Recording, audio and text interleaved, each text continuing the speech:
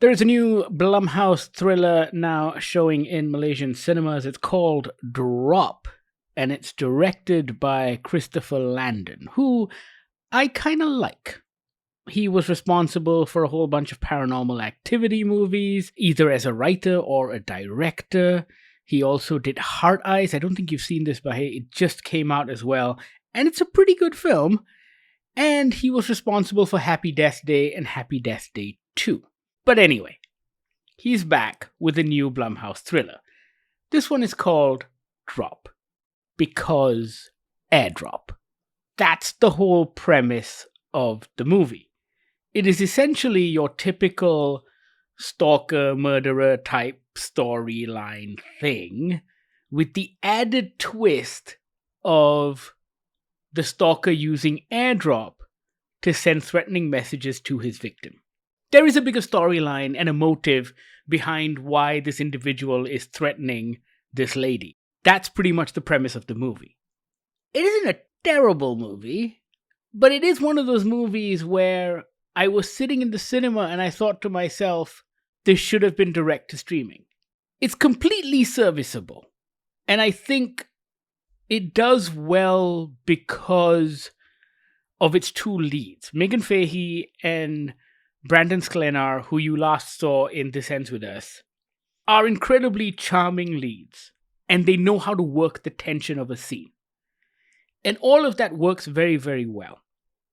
And I think on the whole, this is the kind of movie that I wouldn't mind watching on my couch.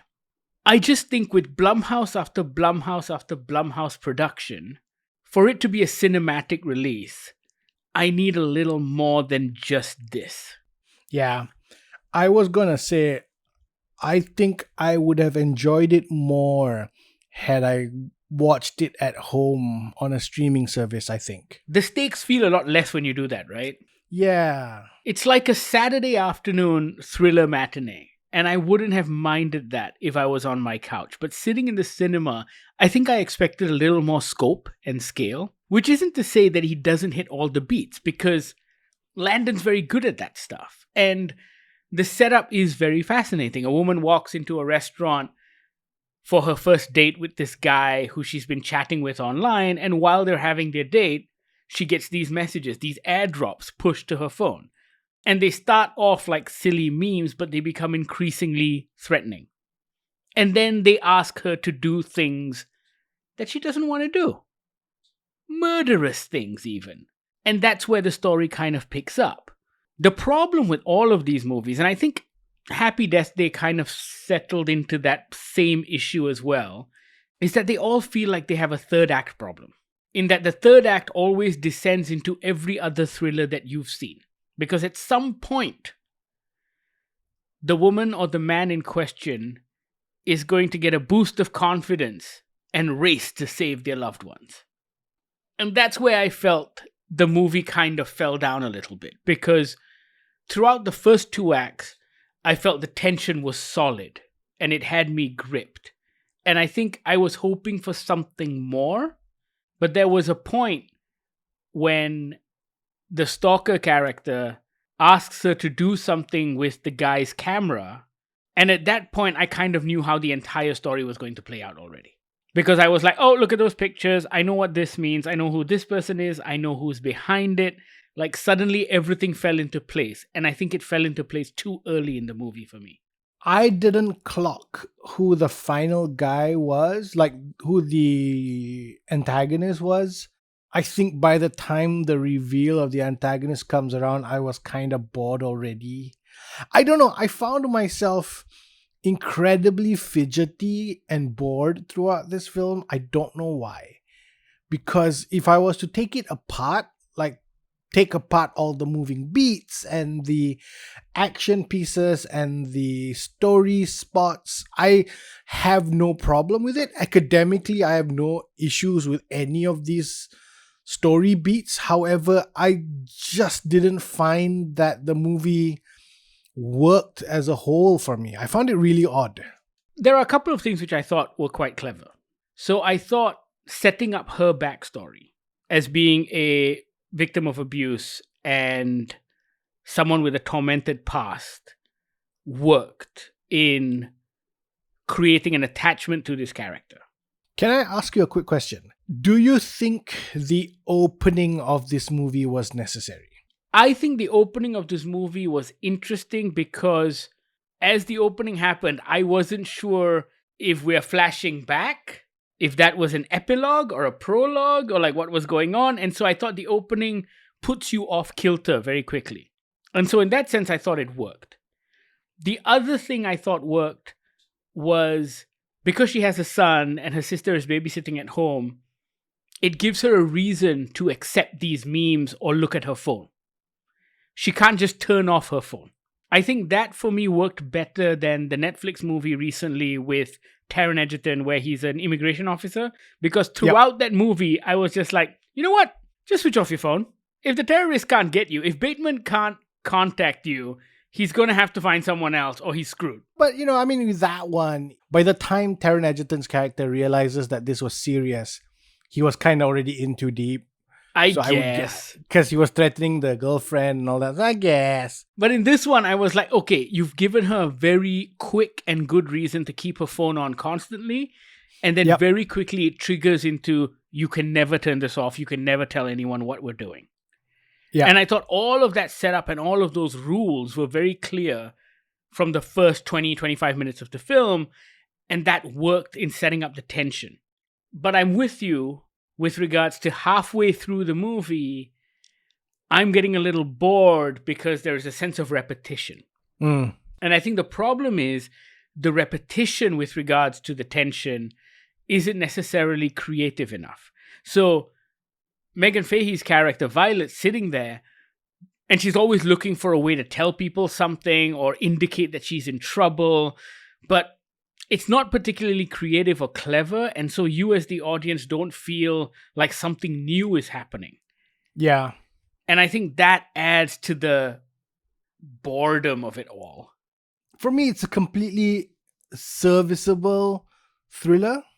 In this day and age, and the cost of going to the cinema, I don't know if serviceable thrillers are enough anymore.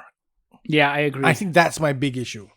The third thing, which I think Christopher Landon does very well, and we saw it in Happy Death Day, I think the humor in this works. There were some interesting humorous moments between characters, between waiters, between a piano player. There are these interactions that I think added a lightness to what was going on, and it kind of moved the story along. It was a nice break in the tension when you needed a break in the tension. And I thought that was a very clever checkpoint throughout the film. Even like Brandon Sklenar's character, who is 95% of the film in the dark with regards to what's happening to his date's life, essentially, I thought his charm comes across very well. His charm comes across as not being, not delusional, but he doesn't seem too naive. You know what I mean? Like sometimes when it's written badly, the other character can always come off as a little too dense. Yes. However, Brandon Sklenar's character really plays off very well because the excuse of, oh, I need to check in on my child, and that sort of worked out through the fact that these two people have already been texting for about 3 months. So he knows about her son, he knows about her backstory. So there were no first date awkwardness that would explain her being weird almost. What that means is there were also no holes that made you as an audience member go, come on. And I think that's what I liked about how the writers dealt with Brandon Sklenar's character. Because at no point did he come off as naive or as stupid or as blur, you know what I mean? And that's the problem, right, Bahir? In the sense that everything about this movie is incredibly competent. Yes. And it's incredibly serviceable. Technically, it's sound. It does what it's supposed to by keeping you at the edge of your seat and giving you all of that tension. And yet, it is so underwhelming. Yes. And I'm not sure what it is. And I think maybe it just doesn't have that added layer of interestingness. Like, they felt somehow that the airdrop thing, that gimmick was enough. And I feel like it wasn't. But even that, Abhay, even that, I like how they addressed it. Like, because they're using a third-party software and not AirDrop, Brendan's character just goes, oh, I always use AirDrop, but I guess you can use this thing as well. And they can't obviously use AirDrop because Apple's not going to go for it. But yeah. But also how, the first time Violet's name is said by the unnamed airdropper, Brandon Sklena's Henry just goes, oh no, it's because you put your name in the app. So it almost like it buys you another 3 or 4 minutes of, oh yeah, it's just some kid memeing, dropping you kind of thing. So I liked all that. Like, I like a lot of it. I liked the way it was shot. I thought the set design was clever.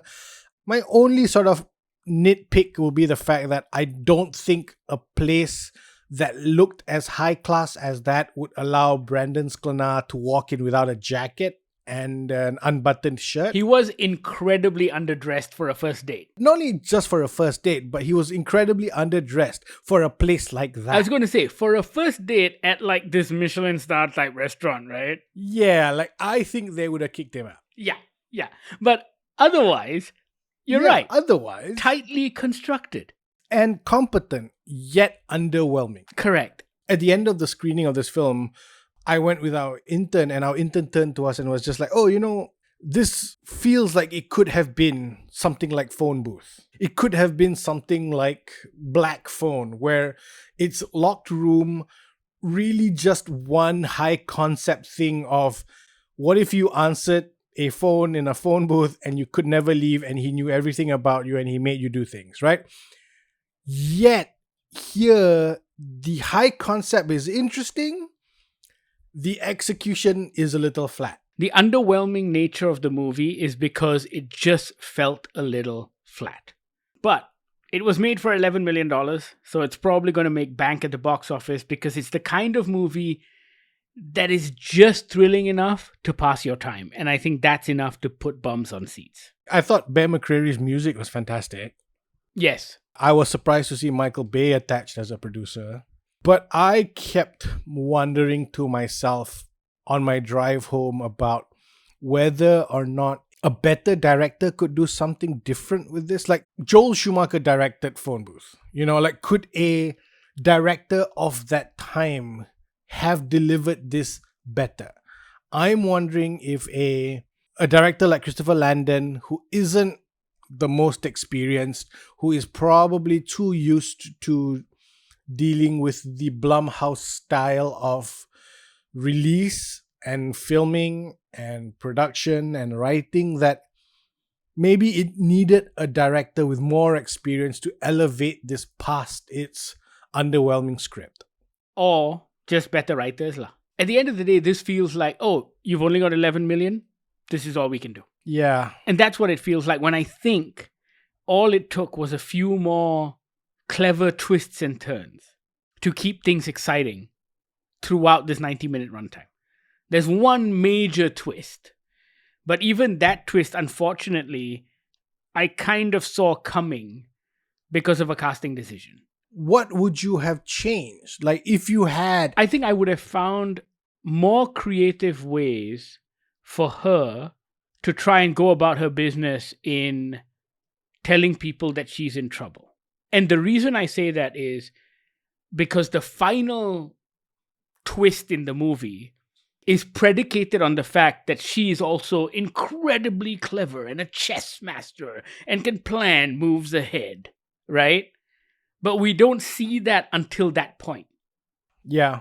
And I think that's the mistake. I think if it was great mind versus great mind, and she is kind of set up to be that because she is this very smart therapist who's working with abuse victims and all of that stuff.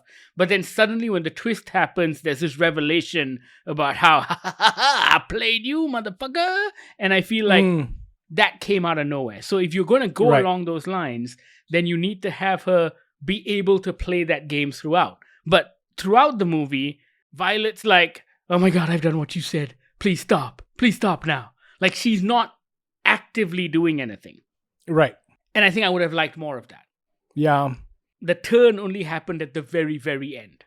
Yeah, you're right. And so that's why I say the third act kind of fell down, because then it fell into that trap. Because every thriller does that, where suddenly your protagonist becomes super smart or super capable, when throughout the movie they haven't really been.